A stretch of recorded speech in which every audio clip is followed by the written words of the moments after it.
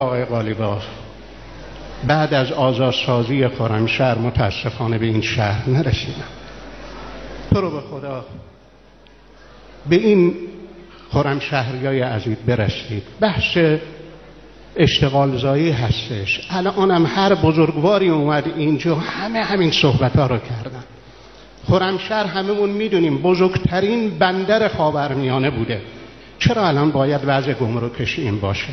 چرا اشتغال زایی نباشه؟ چرا سرمایه گذارها نیان اینجا سرمایه گذاری بکنن؟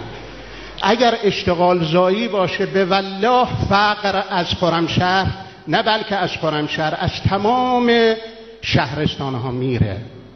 فقر باعث بیسوادی میشه، فقر باعث فساد میشه، فقر باعث این میشه که اگر طرف آقا نداره نماینده‌ای که میخواد بیاد میره شناسنامه‌ش میفروشه.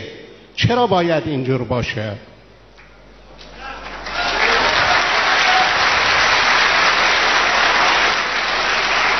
وقتی فقر که بیاد به خاطر یک مقدار پول یا یک سیم کارت، قبلا ها الان نیست شکر خدا، یا به خاطر یک خورد و خوراکی آقا میانو و به این نماینده رو میفرستن توی مجلس. خب وقتی که آقا جون شناسنامه یعنی هویت خود رو وقتی بفروشی، اون نماینده اگر اومد داخل مجلس ایران رو میفروشه.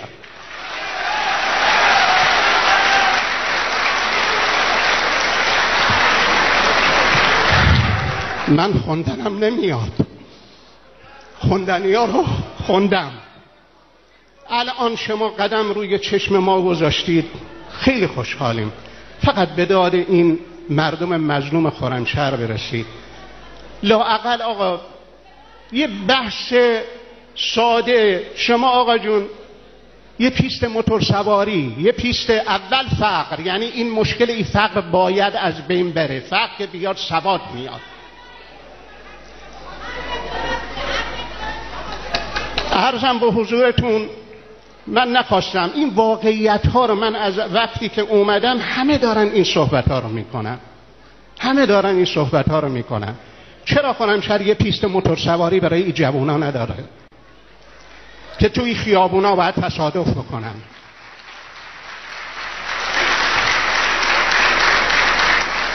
چرا توی خرمشهر یه پیست ماشین سواری نباشه؟ چرا توی خرمشهر یه پیست اسب سواری نباشه؟